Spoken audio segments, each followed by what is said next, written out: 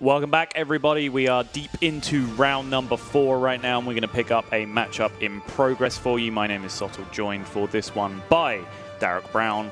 And we have, I believe, the first clash, Grandmaster versus Grandmaster, that we've had for the very least on stream between two of these players here, Orange versus Muzzy.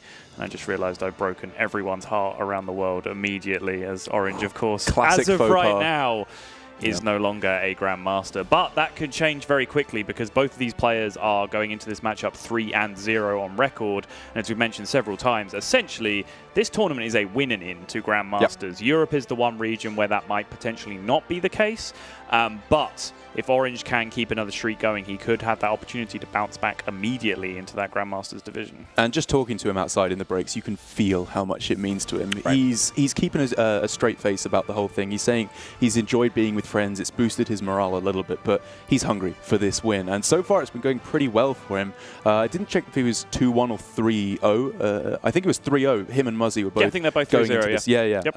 And they were actually practicing together. It's not only both Grandmasters and former Grandmasters that both of these players are. They were practicing for a long week together before here in Bucharest, but they ended up with slightly different lineups nonetheless. They did, yeah. Shaman, Priest, Rogue, Paladin on Orange's side, and it is Rogue, Warrior, Shaman, Priest on Muzzy's side. And you can see here, we are joining this one in progress. Muzzy currently has a 2-0 lead. Let's give you a little bit of housekeeping. It's the Rogue that is banned on Orange's side, and Muzzy has had his Shaman banned. I think all pretty expected stuff. Orange went into this bringing the Rogue, definitely expecting to ban Shaman. It was pretty much my experience on ladder practicing with Rogue is, hey, this beats everything except Shaman, sure. against which it gets dumpstered. The Highlander Aggro Warrior coming out from the Muzz, though, which is a little bit unexpected. Wouldn't really bank on seeing that deck coming out from, you know, this practice group that was just essentially a bunch of the very best players in the world putting things together. But it is a deck that I have put some time into when we started just to see a little hint of it coming into Grandmasters. And both of the Highlander aggro decks, really, the Paladin and the Warrior, I think are perhaps a little bit underrepresented in terms of how successful they are, at least in reported ladder stats, even if it hasn't quite lived up to that in like high-level play. I completely agree. And it was super enlightening hanging with Muzzy and Sane and those guys when they arrived at the hotel just before the event started, because they were talking about their lineup, and I'm not trying to give away too many secrets. They knew that there was Shaman and Priest was being brought. That was always going to happen in their lineup. And they were talking about the fourth deck that they wanted to bring after they decided on Rogue as well, and they just weren't sure. They just had no idea what the best way to go for. Is it Highlander Hunter, Highlander Paladin, or Highlander Warrior? And it seems like a pretty big split, with the Priest going the way of Orange and Hunter Ace, I think, whereas Muzzy and Tyler going with the Warrior. Yeah, it's one of the ways that you do know that they have struggled to really find like the lineup coming into this, because all of them, despite spending the last almost 2 weeks together at this point, like they still haven't nailed down that final lineup that they're all just happy to bring. Still a lot of discrepancy, still a lot of split opinions between them. And now we're getting to the stage that because they are all having success, they are having to clash up against each other in the tournament. And ball with the classic George Webb line of every deck sucks, which, yeah, he's kind of right. Yes, taking the classic British attitudes towards things. I hate it all. Yes. And also the British approach of, no, I'm not going to go hang out with my friends and practice Hearthstone for 2 weeks. I'm going to stay at home and complain on stream instead. Of course. But getting into this game, the card that you are most sad to only have one of in your deck, I think it's fair to say, in the Bloodsworn Mercenary, coming in huge here for Muzzy, because it does mean that Orange, despite finding the Mogu Flesh Shaper, which is kind of the payoff for your opponent going wide on the board, or at least the comeback mechanism for your opponent dominating the board, is just not quite strong enough here, I think, to pull things back. Yes. This Bloodsworn Mercenary is kind of like your mysterious challenger in the Paladin version of the deck, right? It's just like, why are you playing a Highlander version when there's this one good card in your entire deck and you only get to play one of them?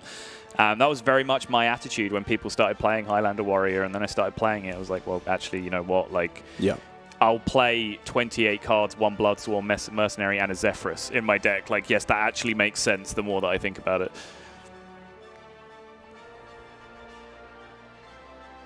Bloodshot Brave, one of the more innocuous cards coming back in from the Doom in the Tomb rotation. Hasn't had a huge impact as much as Kun or N'Zoth or any of these big heavy hitters have, but it sits in a nice slot in a couple of decks, this being one of them. Yeah, I think it's perfectly good. Just anything that you can throw down in mid-game that doesn't instantly die to some kind of a Mogu play is a tick at the moment. And anything like additional upside, if it gets a payoff from getting enraged or damaged in any way, then yep, sure, you're absolutely signing up for that when you play that Bloodsworn Mercenary and all those damage effects in your deck as well. Oh, yes. Oh, yes. Oh, yes.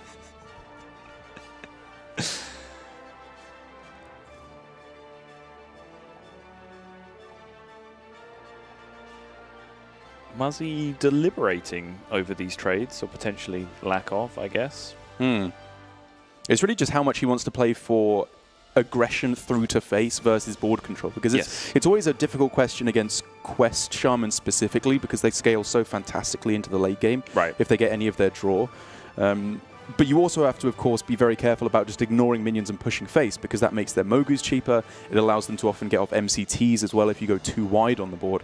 So I think for the most part here for Muzzy, I like him utilizing his cards that are often equal more damage to face in the inner rage here, just to clear off minions and keep board control as hard as possible, because I think this will likely equal out that it ends up with giving him more damage in the long run anyway. Yeah, I mean, in a weird way, like that inner rage kind of did 3 damage to face that turn anyway, right? By like not having to trade it, so he's kind of already paid that off. It's not quite true, because he could have just like bust open the Restless Mummy and used that twice, but again, having the Reborn guy on board, as you were saying, kind of consolidates more damage over time anyway. Worth noting as well that Orange, like the maverick, the rebel that he is, almost everyone else in the practice group that has brought your Shaman, we shall say, to this tournament, the token Shaman, whereas Orange has ended up here on the Quest Shaman. So he, like, still, again, just goes to show that not a massive consensus coming out from all the time put in that practice leading up to this event from all of these players. And honestly, I don't hate this version of Shaman at all. Yes, you do, Derek. Oh, sorry. I mean, I would never dream of dirtying myself by playing it. That is the storyline, and we are sticking to it. All right. Do you know how easy it is to do well with the Shaman deck? Like, I don't even particularly like it. I just like winning. Yes. I very much sympathize. That was essentially me and Priest last season. It's like, what? I've got 3 digits next to my name. Oh, God, let's play some Priest. There we go. Top 50 again. Right, let's play something else. Yeah.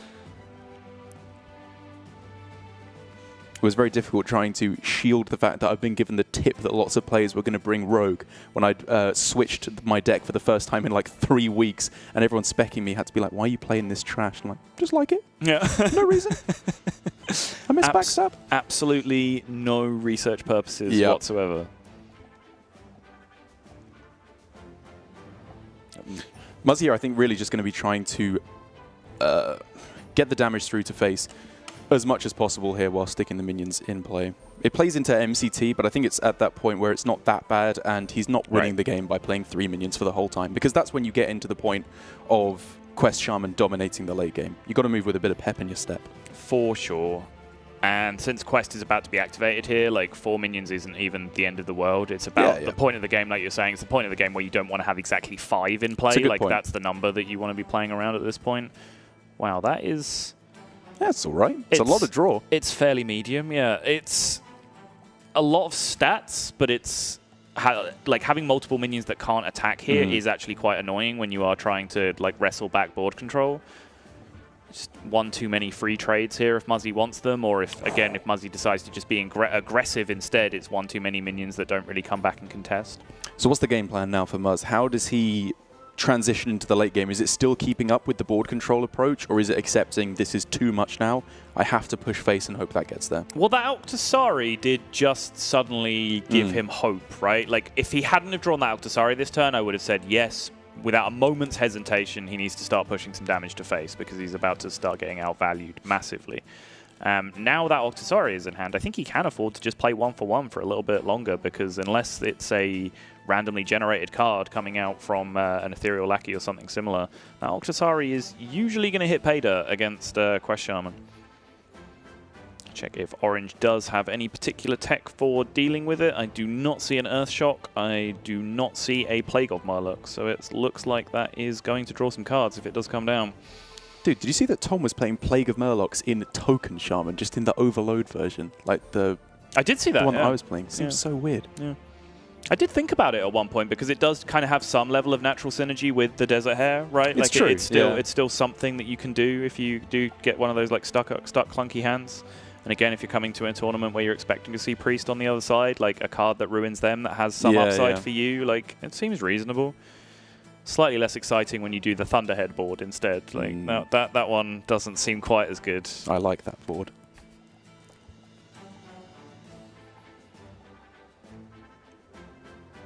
So Orange now, it's pretty clear. It's just maximum damage mitigation as soon as possible right now. So I like going for the draw. I don't think anything else really gets the job done. Developing a bunch of 1/1s doesn't sound great to me. Right.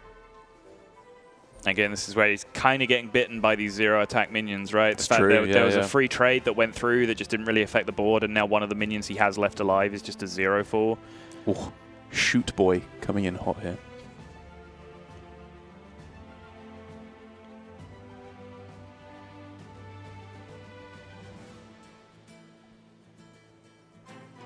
You're killing the 5/4, right? Just taking a moment. Well, do you? It was about to be my question. Get a double trade. I'd take that. Well, maybe not now that the rope's burning, but yes, I think this is correct. Just gets more damage. The reborn punish. Yeah. Orange, not like this. Not like this. Oh, he actually missed it. Oh, come on. I do think that was a tough decision, and he did act quickly. There was just a series of breakpoints where he had to reevaluate his decision, and I do think the decision at the end to like kill the Darius or the 5/4 was like a genuine thinker. It was worth pausing and thinking about, but there's no excuse. You have to ration your time well. It is one of the things that is important in high-level Hearthstone. Can't make excuses for that. You just screwed up. I try really hard, though, to make excuses for it. What's your favorite excuse for players roping? Well, I always go for the line of, what's the actual correct play? Is it the best play, or is it the one that you're able to actually do in the time you're allotted? Is my go-to excuse.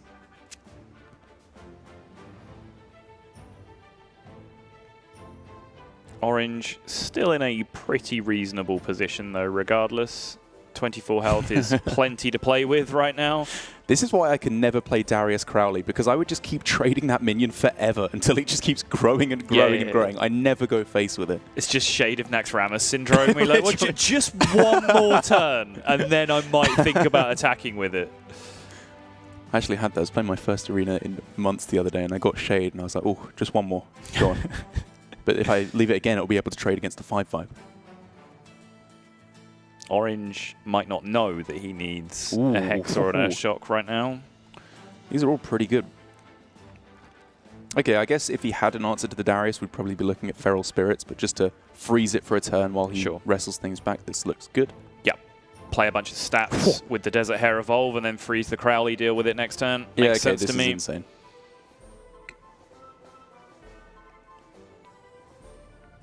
How's that? A little bit more on the money. That's actually not that good. Good enough, though, I think, for Orange here. Yep.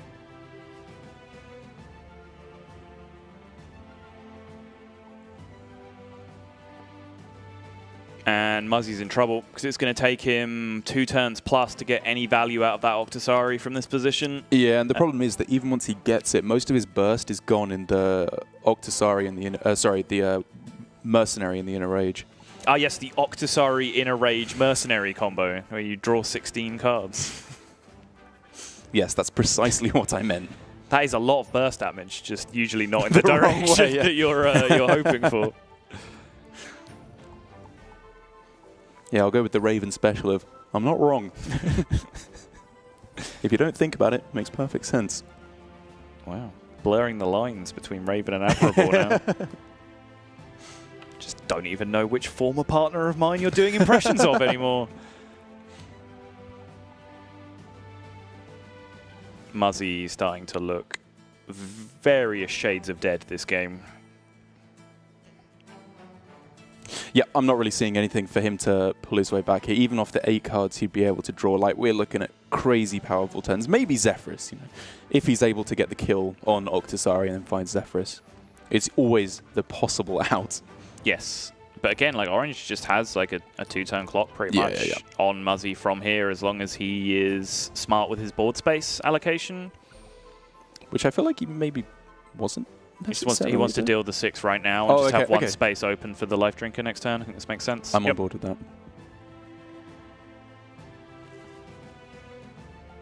He's probably even free to just play the MCT because he can always trade something into the Oxusari. Agreed. Yeah. Cool.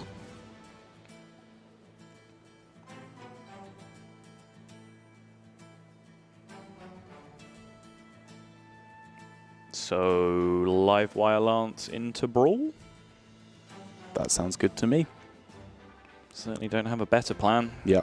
Wrench Caliber has no outs. Sylvanas, no chance. Might as well swing face. I'm not sure what additional outs that opens up, but I imagine Muzzy has thought of something. He's a very smart boy. Nosdormu? Sure.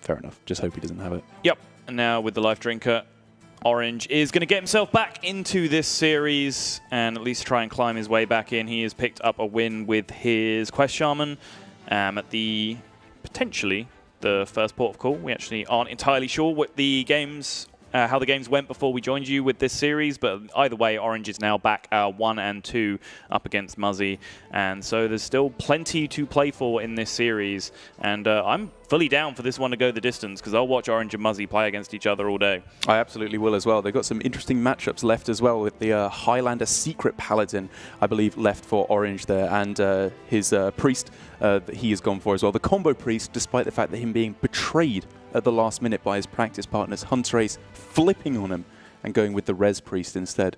Hunterace, of all people, not on combo Priest. An absolute traitor. Imagine? Disown that man immediately. Honestly, I thought these guys were friends. So did I, and yet here we are. It's just going to break my heart like that. Wait, so what happened? Like, they were on combo Priest, and then Hunterace just decided Res Priest last minute and didn't tell anyone? Is that what you're saying? That's the way he made it sound to me. Right. Okay. Sorry, we don't all have your inner circle privileges with Casper Hunterace Notto. It was Orange that told me that. Oh, was it? Okay. Yeah. He was saying he felt betrayed. Casper's not been saying anything. He's just been walking around miserable despite going 4-0. I don't know what more he could possibly want at this point. He made one misplay in the whole tournament and he's unforgivable. Upset. Yeah. I think, honestly, if Hunterace misplays, he should be forced to forfeit all matches from that point onwards. We expect only perfection from Hunterace. Seriously, when I was watching him in the player lounge and he was like, don't watch this next game, I played horribly. The play I thought he played that was horrible was he thought the best play he made that game. I didn't even realize what the mistake was. Derek's just stood there like, wow, yeah, that was terrible. When Hunterace is just like, but that won the game. I really liked that play. It's so mean. Yeah. Why do people like you, Derek? I don't understand. Whoa! Whoa! It's an excellent question. I'm still trying to figure it out. So the Secret Paladin is going to come out from Orange here, or the Highlander Paladin, whichever way you want to look at it. Mekaru opening curve does have Zephyrus early on, does find the Christology as well. And Redemption in the opener. If you're going to draw a secret, I feel like Redemption and Avenge are like the most powerful ones that you can have in a lot of hands. Yeah, I like the sound of that. The #1 and #2 highest win rate cards. Sign me up. And even Sandwasp Queen is always surprisingly high up. It's a lot better of a card than I originally thought it was. Yeah. According to the numbers. Yeah, it's just a good card somehow. Yeah. I mean, the Highlander Paladin previous to this, like you were playing Magic Carpet, so it was a card that was like, I saw it in the deck, I was like, oh wow, this card's in the deck. And I was like, oh, there's Magic Carpet, that makes sense. And then suddenly the Magic Carpet's gone, and then the Sandwasp team remains, and it's still posting, like you said, high stats and high win rates. So it's just a lot of stuff in one card, right? Like I think we've learned that lesson over time that fairly innocuous looking things like Firefly, for example, that are just a lot of things in one card just end up being pretty reasonable. And I think we can both agree that for at least the first few turns, the Warrior does not have enough burst in the deck to ignore board control. So this instance for Muzzy is a situation of having to win back the board if he's going to have any chance, I think. Which is kind of interesting here. Upgrade is not actually that bad here just to start wrestling back against the board. Sure. But he could, of course, just go for the improved morale instead for an extra lackey on the next turn. But I guess given that his mana is spoken for probably on turns 4, 5, and 6, yes, I like getting something that's just immediately better. Exactly. I think, as you said, because he has a 4, a 5, and a 6, essentially this upgrade is also in play for all of those turns where he's not going to spend any mana, and then essentially just breaks on the perfect turn for him to then Stealth Raise afterwards if he doesn't draw anything else. I think this lines up pretty well. This was obviously a bit of a gamble because he wasn't sure if it was the Avenge or the Resurrection, but I think his thought process was probably with the Restless Mummy. He's got an answer to an Avenge anyway. Yes. So just get swinging with the weapon. Yeah, crucially, he did know that it wasn't Never Surrender because he started the turn with the Improved Morale, which I think that would be the absolute disaster in that position. That's true. Or Get Down as well because he swung with the weapon.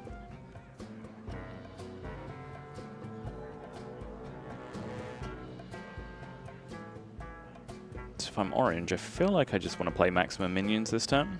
Yeah, it's the usual thought process of if you can get away with not playing Zephyrus, you probably should do that thing. Yes, exactly.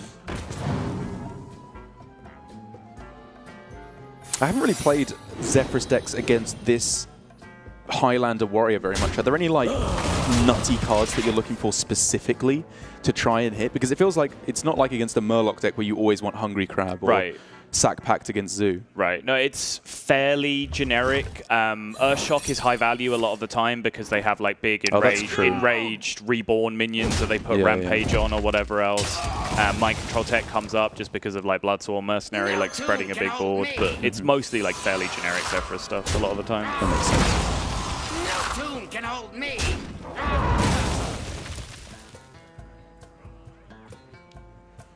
It's a weird game for Muzzy, where his deck, despite being pretty clearly an aggro deck, has transitioned very well into being a reactive deck, actually. Yes. The Restless Mummy was insane here. Even just basically a Light's Justice on the upgrade was perfectly good to fight back against what the Paladin does here.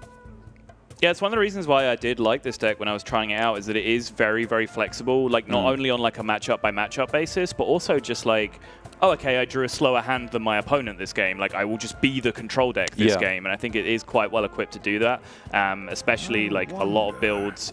This one included, Muzzy is actually playing a copy of Brawl in his deck. He is not playing the Warpath. He appears to be playing an Execute in that spot instead. But still, like you said, just a bunch of weapons, some decent removal spells, and you know, a Brawl and a Warpath in a lot of lists. Like, yeah, that's a deck that can play control a lot of the time if you draw a slower hand. I feel like you and I are the casters that constantly get shown up by these kind of dumb, just card Reno decks that keep popping up. Like, they should be terrible, but they're just not somehow. Yes. Like, this deck is not good, but it just is. No, I completely agree with you. It was my absolute instinct with Highlander Secret Paladin as well. And someone said to me, like, hey, check HS Replay what the top deck is. It's like Highlander Secret Paladin. I was like, shut up. No, it isn't. Stop, like, change your filter away from rank 20 and then come back to me. And then, no, lo and behold, there it is. Actually, like, even in High Legend, like, the highest win rate deck. And so I sort of looked at it as like, nah, that has to be trash. I'll wait a week and then it will disappear. And then it just didn't. It's just still there. It's just a good deck. Which would Grizzly have to imagine looking fairly spicy, given that you know that at least 2 of their cards in their hand are Wasp and Coin, and therefore going to come down very, very quickly and make the hand even smaller. He just wants immediate tempo. Just want something to play this turn. I can kind of get behind that as well. That's one thing that you do have to learn about Highlander Warrior quite quickly, is that pressing your hero power is actually illegal. It's awful. Just so bad. There is nothing in the deck that pays it off. You are actually just floating mana. If you lose the board, you're going to die anyway. Like, at best, your armor buys you like 1 more turn to draw a Zephyrus or whatever, like gets you out of trouble. So just making sure you spend your mana every turn on cards is actually extremely important. Whereas in Shaman, pressing your hero power is the nuts. What's been the win rate of the token Shaman today, Derek? Have you been keeping track? I've not been keeping track. Probably amazing, though. Actually, it's probably been like 100% because one player's been allowed to play it and they won with it. Sure.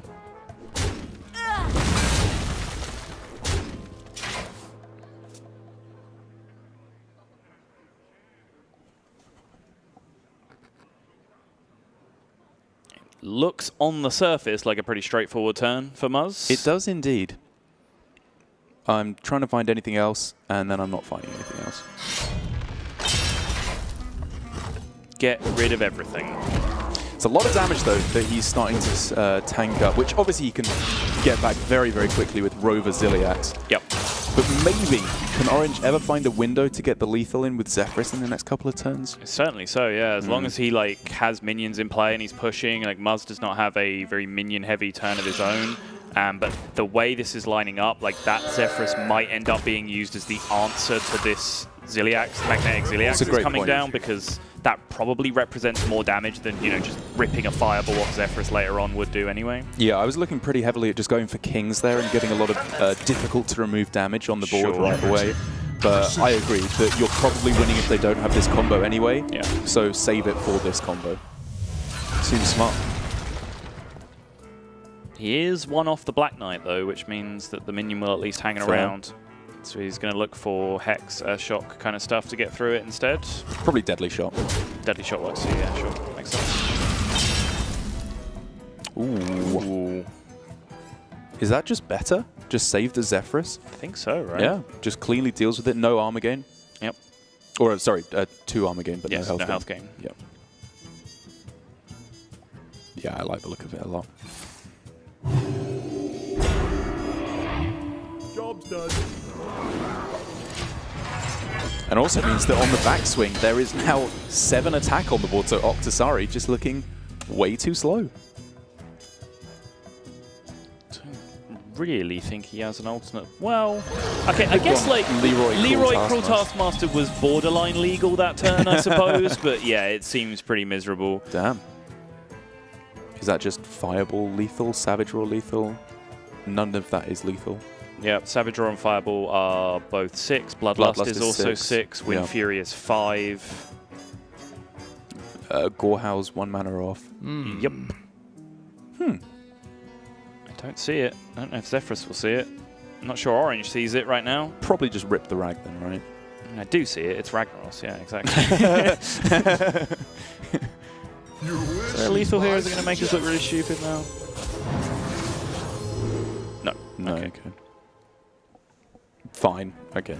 Sure. He knows Hex was coming down there, so it seems good enough. Yeah, that's true. I guess if you go Rag there and you lose the 50-50 and it hits their Octasari and then they draw their Zephyrus and clear your board with it, and then they have 9 cards and you have 1. What about if they get Zephyrus off the top? Can that ever go wrong? Pretty much no, right? If they go Frost Nova, then you're just winning. It's also just 1/8 as likely to happen as the alternate play, which makes a lot of sense. And you still have it back, of course. Nice easy cleanup there, and it does just feel like, you know, Muzzy didn't do any of the disgusting stuff the deck can do. Right. It's obviously a lot less likely to do that because it's a Highlander version, but it did just feel like Orange drew a lot of the very good cards, was able to lock down the board, and in what is so clearly a tempo matchup, that wins. Yeah. Unforgivable levels of BM here from Orange as he makes completely unnecessary attacks to his opponent's face. And Rag was on board anyway. Dude, he's faced 2 Octasaris in a row. I think he's allowed to have a little bit of anti-BM. I mean, neither of them drew cards. Like, what's he complaining about? That's fair. He's dealt with them both very efficiently and is also dealing with the situation of being 2-0 down very efficiently as he, quick as a flash, gets himself back up to 2-2. And he is now sat on, I believe, the Priest remaining that he has to win with.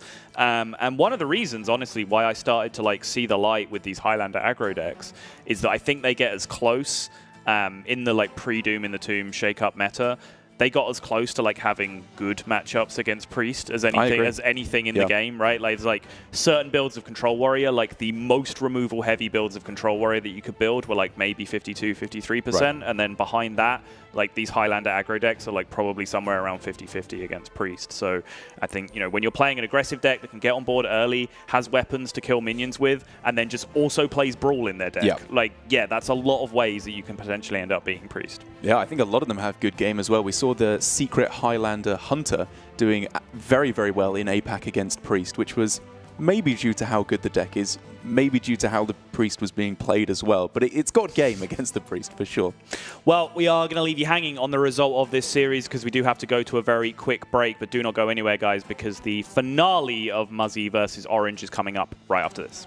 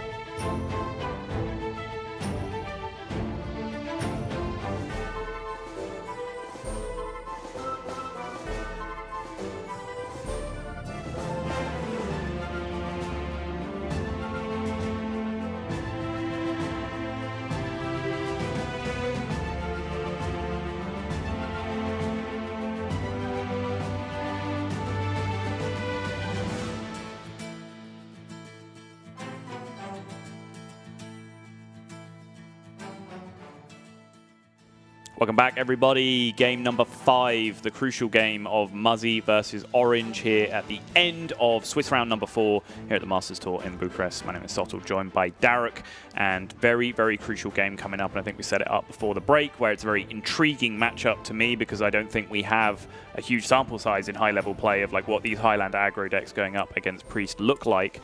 So I'm very much looking forward to seeing two of the world's best playing it out. Yeah, as with all Priest versus this is good against Priest decks, I have the sneaking suspicion it's not, and Priest will just dumpster it if you know what you're doing against it. Yes. Often it has to come through plays that seem incredibly unintuitive, like holding back your minions at the start of the game so they're not vulnerable to any of the weapons that come down from the opponent, sure, or Zephyrus plus something like that, or any removal that the decks play.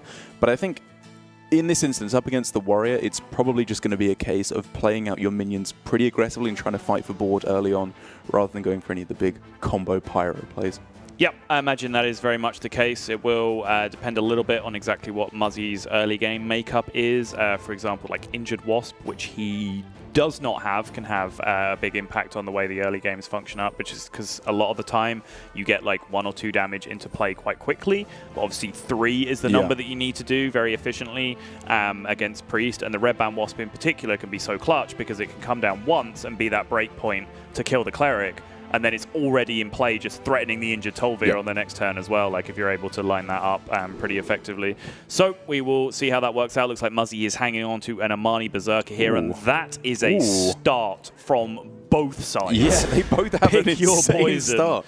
Wow. There is just a big old pair of coconuts on either side of this board right now. Miscast new Sotto.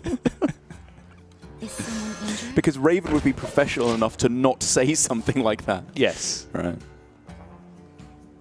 Ooh, getting spicier and spicier. Does this now mean that we're looking at Queen Berserker? Because you can, of course, go for trade and then go with the Taskmaster on the opposing minion instead. Is that better than just Taskmastering your Eternium Rover and doing it that way? I'm not sure. If he attacks into it and heals his own Cleric, fair point, then it dies. Yes. Very true. The downside, of course, is if Armani Berserker comes out with a coin, then you are a turn further away from Restless Mummy, which probably is going to be the coin play. It generally is versus Priest. Yes. And so I think, therefore, Muzzy is saying, if you want to go for trade plus heal, that's low enough tempo that I'm happy to concede this minion in a trade, because what is arguably more likely in a 3 keep is just Tolvir on 2. Right. Or some kind of a health buff. Or the Execute found as well, which now potentially makes that Cruel Taskmaster like even more valuable going forward. But I think it just ends up being too good a tempo here. It solves a lot of things, right? Yeah. Like, step 1 for the increase, kill the Cleric. If you can't achieve 1, kill all injured minions, right? Which I think is reasonable here. He does, of course, leave a value heal over to Orange here, but it would be a very low tempo turn if Orange were to take it. I think it's a pretty easy inner fire on this turn, though. You just want to... okay, so Muzzy did... Oh, no, he didn't keep the Restless Mummy, so you don't have a read on there being Restless Mummy in hand whatsoever. Right. But if it did come down on 3, which is the Nightmare scenario, do you therefore not want it in a fire and instead just take your card draw while you can? Sure. It's probably just in a fire, because if they don't have the Mummy, it's insane. It's a freaking one-off. Like, what are you going to do? That's the thing. Play around a one-off? Forget about it. How have we not learned this lesson? They always have it, even though it's a one-off. Oh, man.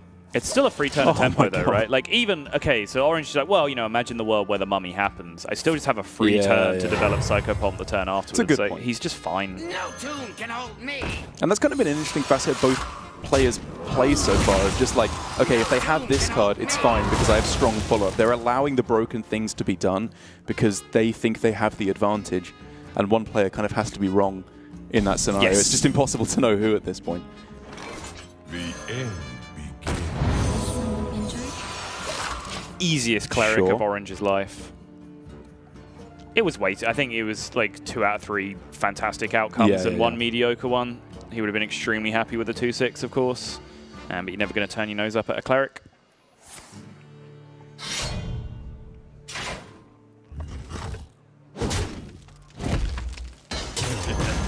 And I think this is maybe where things start getting a little bit out of control. Maybe not, though. Muzzy does still have Execute on this Cleric and then a swing of the weapon to take it out afterwards. Maybe that's just good enough. And Orange's hand doesn't really do well. Now that he found that Blade Master draw, that might help him avert disaster, but he's not going to. And when I say that, like, this is not a criticism of the line he's taking at all. Like, this looks fantastic. It just so happens that Muzzy has, like, the perfect counterplay to this right now. But Orange doing very well to keep his Cleric at full health here.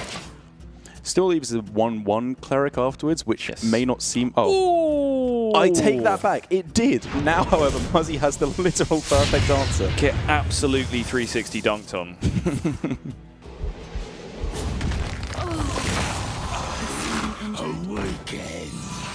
But again, like, Muzzy has spent essentially his entire hand to just not be emphatically dead in the early game against Priest. And Orange, while developing all this aggression and all this tempo, has continued to just draw a card every turn because he had Northshire Cleric in play, which is just one of the many reasons why that card is absolutely busted. And this is why I still... I know I'm basing this on just this game, but even when Warrior has a perfectly decent starting hand, this was a good starting hand, I think, against Priest, we can say. Yes, it was also the absolute nuts from the Priest, though. It kind of was. It kind of was? Well, this deck, the nuts is like insanely high in this deck. It was Cleric, Tolvir, Neverset, Ritualist, Inner Fire. Like, what more do you want? I don't know, Circle of Healing in there as well. Sure, okay. So you're a very greedy boy. Well, I mean, like, we're talking about, you know, Cleric, Power Word Shield, Divine Spirit, Inner Fire, Lethal. That's like the nuts, right? Okay. Yeah, I mean, yeah, sure, I guess it was a good starting hand. It was a good starting hand, is my point. And I feel like even then, the Warrior just struggles to close things out afterwards. But it's a good start in finding the snippety-snappity. It's a bad feeling when you're playing up against one of your practice partners, someone who is in your practice group that I imagine you will have thought about what the right deck for the 4th bring is. Good point. To then have that 4th deck be the deck in the series that you get reverse swept on. Imagine that once things have cooled off, once Orange, as the nice guy that he is, has left the appropriate amount of time for things to settle, that there might be a word or two said about this 4th deck being Warrior or Muzzy side. So what are we looking at now? Trade into both the Snip Snaps, Wild Pyro, Silence the Reborn, Circle of Healing. Like there's ways to get pretty easy full clears here, right? That you just take. I think I'm not sure what the best one is quite yet, but I want to see everything die on the Warriors side. Pyro, Divine Spirit, the 4/9. Oh, okay. Yeah, I can get on board with that. You do have to trade first, though, to pop it open, lose a bit of health. Can you heal as well? So you go 2, 4, 6, Silence. Yeah, that works. Sure. Quickly. Makes sense to me. Yep. Heal, Pyro, Divine Spirit, 2/3 into the 3/3 into the 2/3, and then the Divine Spirit pops that one open. The Silence kills everything. I think it's one of those instances where it just doesn't really matter which spells you're playing, More Arms or Divine Spirit. Sure. You've just got to play them, and you've got to play them fast now.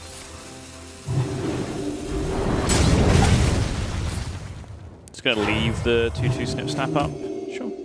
And he gets to save a Circle of Healing. Okay, maybe that's good enough.